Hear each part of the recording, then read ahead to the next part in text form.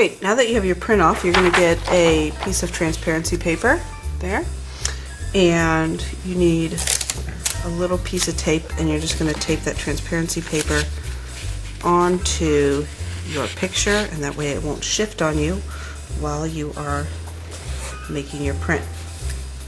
We're making what's called a monoprint, which means we'll get one print off of this, and you're going to trace the lines of the face.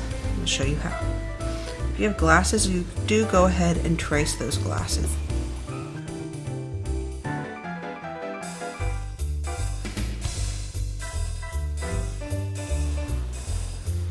And the nose, just need to trace, if you can see the side of the nose like that, go ahead and trace that.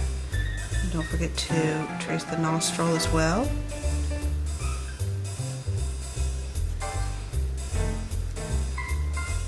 For hair, you can just take the clumps of the hair like this.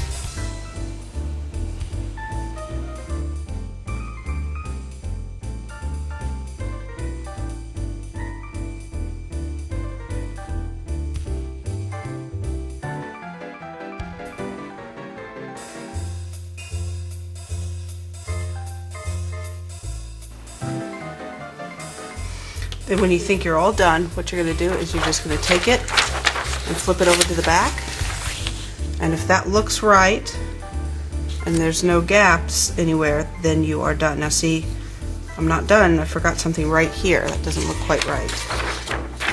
So I need to draw the rest of that sleeve there.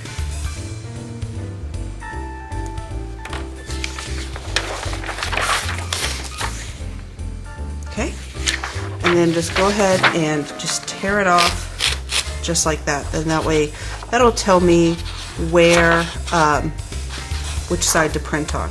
Okay, try not to touch it. See how when I touched that, I smudged that and also lifted some of the ink up onto my hand. So try not to touch the ink once it's on this piece of transparency. Then you bring it up to the teacher, and they'll have a white piece of paper here. That white piece of paper gets sprayed with some water, and then the extra water gets wiped off with either a sponge or a tissue. Just want to wipe off the extra there. Then the side that has the ink on it gets put down and pressed on with a roller.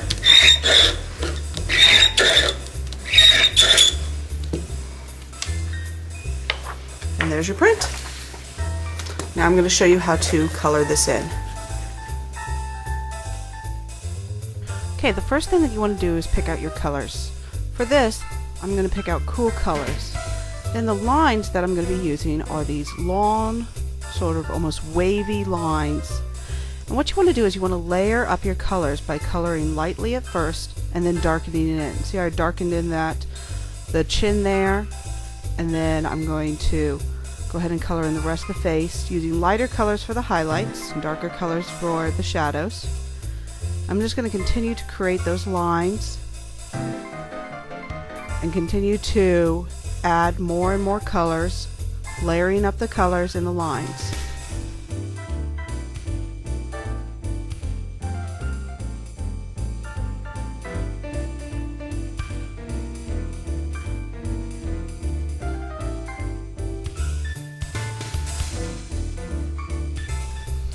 And I'm going to continue to use these blues and purples, which are analogous cool colors, for all of the skin.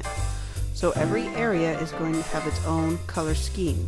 For the skin, I'm using blues and purples. And blues and purples give that contemplative, very cool, very calm feeling, which is why I chose to use those colors. Again, using all the different colors for shading. I'm going to use a different color scheme for the hair now. I'm going to use greens. I start with light green, and then I'm going to create more shades with darker greens and continue to add darker greens. I'm still using these long lines, and then I shaded in even more with even some more greens. Now I pulled out red here because red is the opposite of green, and that will really darken up those areas to really show the lowlights of the hair here. For the clothing, I'm using a completely different color scheme. I'm going to use neutral colors. I'm also using a different kind of lines. I'm using these curly lines to show that he is wrapped in this cloth here. And I'm just going to use neutral colors and layer up all of these neutral colors. Then I'm going to outline in a thicker line of black the entire body, because I want the background to be completely different than the subject. Because in the background, what I'm going to do is I'm going to create very warm colors, using all warm colors, and I'm going to use hard, jaggedy lines. The idea here is that he is contemplating things calmly while everything around him is chaotic and angry, and so I'm using angry lines and warm colors to show that contrast.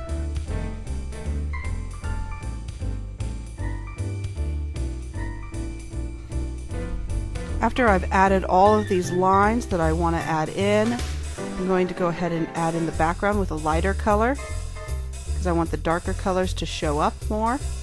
So I added those first, and then I'm going to shade in with some yellows and some light oranges,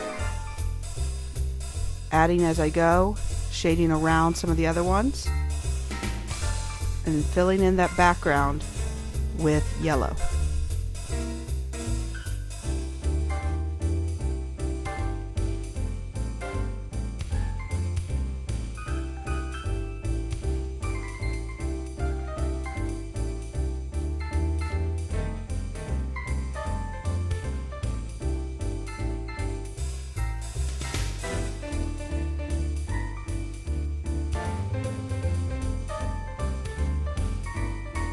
Now that I've colored all the background in yellow, I can go back with some other colors and shade in some more, or add some more details.